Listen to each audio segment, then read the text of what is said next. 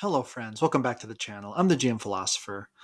Today, I want to talk through a concept that I've been thinking a lot about lately. And this is just going to be a very unplugged episode, very little editing, just me talking to the mic, to the camera, to you, talking about this question, this issue that I have been thinking about. And the question is this: as a game master, are you called to a higher purpose from a moral perspective? Here's the basis for why I'm asking this question. As a game master, you are a community leader of sorts. You're the leader of this communal project. Now, I understand that there might be some rare occasions where that's not the case. Maybe there's a player who sets up the game, hosts the game, organizes everything, and the GM just shows up and does their part. In my experience, though, this is quite rare, and this is never how my games are. When I'm the game master, usually I'm organizing the game, I'm doing the scheduling, I'm hosting, whether it be virtual or in person.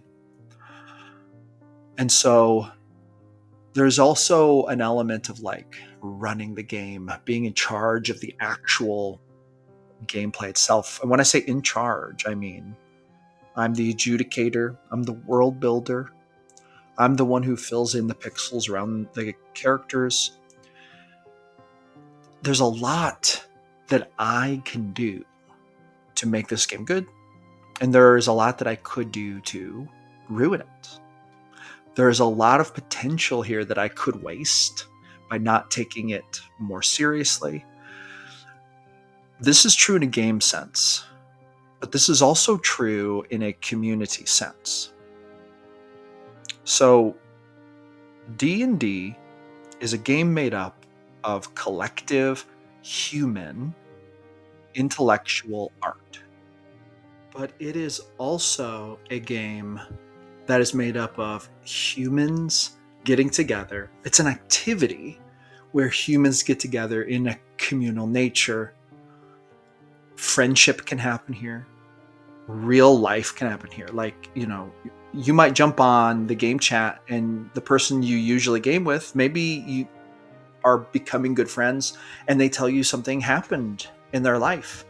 Maybe they vent to you. Maybe they confide in you. This takes it to a different level. This takes the relationship to a different level, and is usually why whenever you're playing TTRPGs together, you can't help but to become better friends. You become deeper friends as a result of the experience. And as the game master, being the one who's likely organizing this, scheduling it, running the game, paying attention to the player characters, you're kind of like the leader. You're kind of like the bandit gang leader. You're like the sort of like the manager of the company. If this is the company, you're the one leading it. If this is a band of survivors, you're the one that has been chosen, trusted to lead the group. This is a leadership position. It's a community leader position. It's a community leader support position. Other people do rely on you. They kind of rely on you being a steady one, right? Because you're the one who's setting up the game. The infrastructure of the game is resting on your shoulders. This is partly why I always say game masters literally carry the weight of this hobby on their shoulders, because they do so much to make it happen. So here's the question. As someone in that position, are you called to a higher moral purpose than to just have fun running the game? Are you called to care more about these people than that? You might ask, called by who? Well, that's a good question. I would describe it as called by the sense of morality that also shows us that when we cooperate with other humans in a positive, cooperative nature, we all do better and succeed better. We could call this a greater moral good, all of us working together better and succeeding better. If as a game master, you have the potential to step in and do even more for these players, and I'm not necessarily saying do more work, I'm saying step into a higher level of responsibility as a human community leader. So here's what I mean by this. Let's say that I jump into a game and one of the players says to me, man, I'm just having a really hard day. My girlfriend broke up with me. Let's just say this happens, okay? I have a couple choices in how I could respond to that. Honestly, if I'm just playing a game with another person and they say this to me, what is my moral obligation here? There really isn't a moral obligation, like baseline. I could just look at them and be like, oh, wow, man, I'm sorry. And then we move on. Or I could be like, ugh, sucks to be you. That's a little more rude. But is there anything wrong with that response? Maybe it's a little insensitive, but I'm kind of just saying a thing. I'm just making an observation. But the way that I'm saying it and the way that I'm going about it is not giving support. It's not really empathizing. It's not showing this other person that there's empathy, right? You see what I'm saying? Whereas another way I could respond is by saying, man, that is rough. Do you want to like talk about it? Hey, everyone, let's just take a minute. Like, so and so, he's having a really hard day, man. His girlfriend just broke up with him. Let's take just a second. Tell us what's going on. Like, tell us about it. And then maybe he tells us about it. And then I respond with support. I respond with encouragement. I say, listen, man, there's nothing I can say to fix it, obviously, but I'll tell you what, I appreciate you and I think you're a wonderful person. And I'm so glad you're in this game. And even though you're going through that hard time, I hope that we can come together. I hope you know that you're supported. I hope you know that we are here for you, even in the very limited capacity we can be. Maybe rolling some dice together and just knowing that we appreciate you is all we can do, but we can totally do that. And I would love to do that with you. Is that, is that okay? But see, the amount of work is actually not physically more. Um, I don't have to do a bunch more. It's not like I have to go fix this problem for it. It's not about that. But that's a lot different than just being like, ugh, sucks to be you, kind of a loser. Just joking. All right, let's play some DD.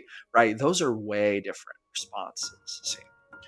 So it's also true that the way that I respond to the way he tells me that will probably have a big effect on how he feels. It probably has a big effect on how the rest of his night's going to be. It's possible that if I say to him, "Oh, sucks to be you, big loser," if I say that to him, it might just send him further down a negative spiral that he was already on. It's also possible that I could actually change that if I say, oh man, I'm so sorry, and I give a supportive answer. And I be like, listen, I don't know what's going on, but you are awesome, man. I hope you know that. Like, we appreciate you. You're an incredible human. I'm so glad you're here. Like, me saying those things, even though I'm using like kind of like roughly the same, maybe it's a few more words, but really it's the same amount of words, the same amount of breath, the same amount of brain power. Maybe I have to work a little harder emotionally to step into that gap for that person. But if I do that, there is actually a chance that I will change the trajectory of how they feel in that moment. And this is part of what leadership is about. Are we morally obligated to do this?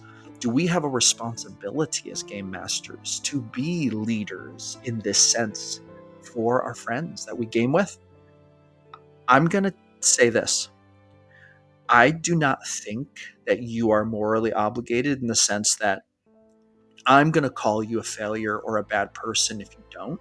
But I would pose this question to you as a GM, and I would pose this question to any GM.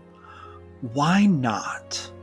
Why not be that person and step in such a manner? I think that it's going to make you a better GM. I think it's going to bring your group together more. I think it's going to make your game better. It's going to make a real, bigger, positive difference for everyone in their lives. You don't even have to go solve a bunch of people's problems. You don't have to go in their lives and sort out their problems. You don't owe them anything like that. And that's not even what I'm talking about at all being your job. But here's the question. Do you have the responsibility to say the more supportive thing? Do you have a responsibility to say the kinder thing? To say the lesser judgmental thing? Do you have a responsibility to say the thing that will make them feel more encouraged and more welcome, as opposed to being made fun of or for their problems to be belittled? At the end of the day, I really think we do. I really think we do have a responsibility to do these things as the person in the leadership position. And I would love to hear what you think. Drop me a comment and let me know. I've had this brewing on my mind for a while, and I wanted to get this out here. And I figured today's Unplugged episode would be a fantastic time to do it. And hey, thank you so much for watching another one of my videos. I hope you roll some do and hundreds for me at your next game coming up. Have a great day, and I will see you all on the next one.